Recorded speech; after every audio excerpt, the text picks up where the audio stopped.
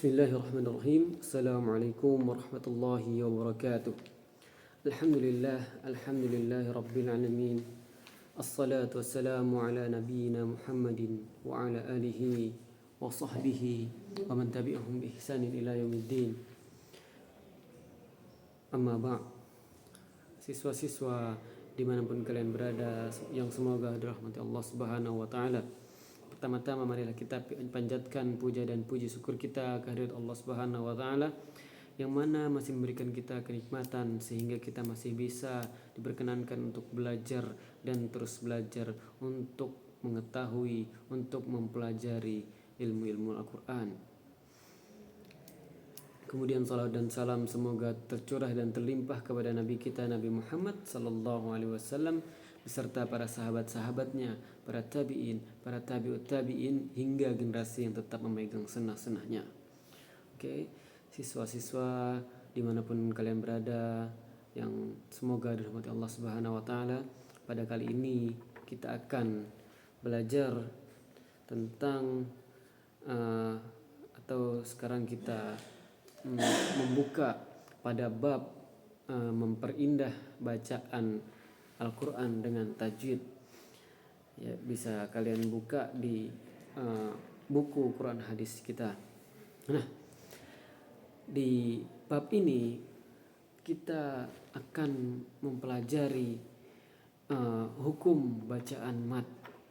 Di sini ada beberapa hukum bacaan mat, yaitu ada mat tabi'i, mat wajib muttasil, dan mat jaiz munfasil.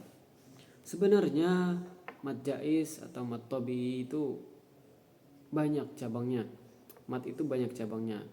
Ada berapa atau ada 14 cabang untuk mat sendiri.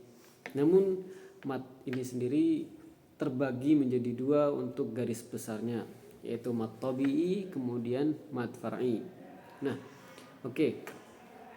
Tujuan dari pembelajaran ini agar kita dapat memahami pengertian dan pentingnya ilmu tajwid ini atau pentingnya hukum mat ini dalam belajar atau membaca Al-Quran.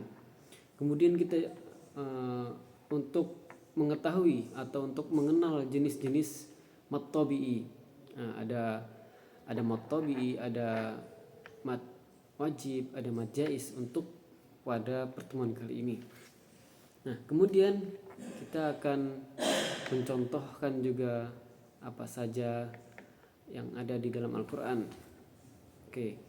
Kemudian selanjutnya yaitu pengertian dari ilmu tajwid itu sendiri.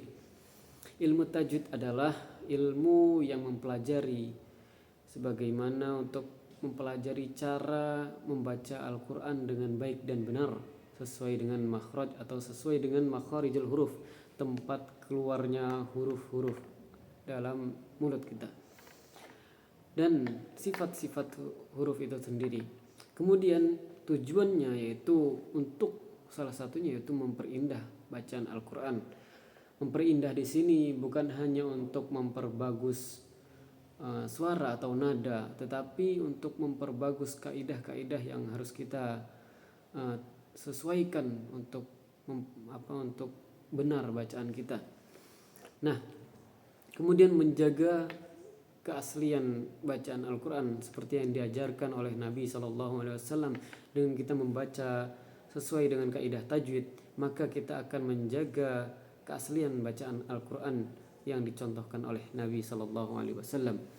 Nah, kemudian untuk menghindari kesalahan-kesalahan yang dapat mengubah makna yang seharusnya 2 harokat, kita baca 2 harokat. Nah, kalau kita seharusnya 2 harokat kita baca lebih dari itu, maka bisa artinya membuat berbeda. Atau yang seharusnya panjang maka kita baca pendek, itu akan menjadi berbeda maknanya. Dalil ini sendiri ada di dalam surat Al-Muzammil yang berbunyi warattilil Qur'ana tartila, yang artinya dan bacalah Al-Quran itu dengan tartil. Tartil di sini bisa dimaksudkan untuk ya dengan tajwid yang benar atau dengan bacaan yang bagus dan sebagainya.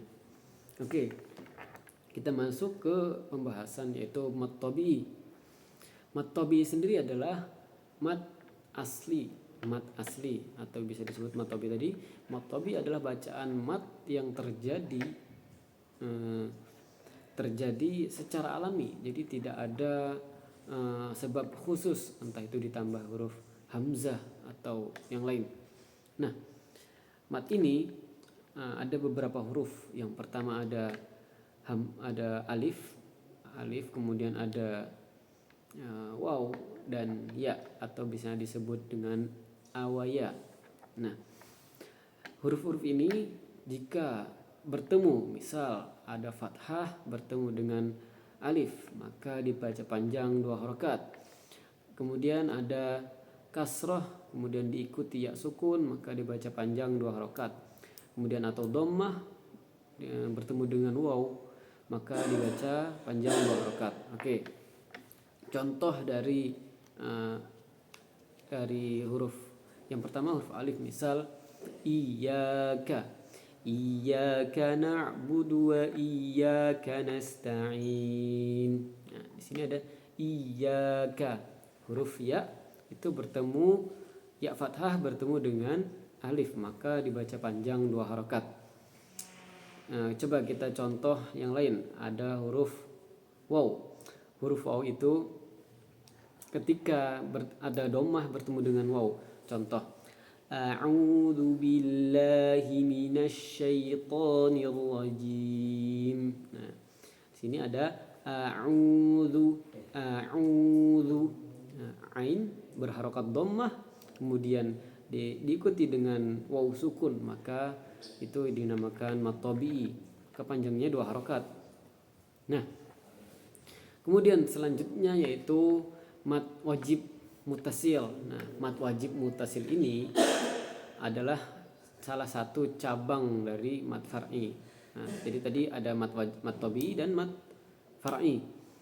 Nah, mat wajib mutasil ini terjadi ketika huruf mat tabi'i tadi bertemu dengan hamzah dalam satu kata, ya. Jadi dalam satu kata dia bertemu dengan hamzah. Nah, kemudian disebut wajib karena kita harus baca panjang. Panjangnya itu 4 sampai 5 harokat. Nah, kemudian penting untuk diingat, mat wajib mutasil ini hanya terjadi dalam satu kata, tidak bisa beda kata.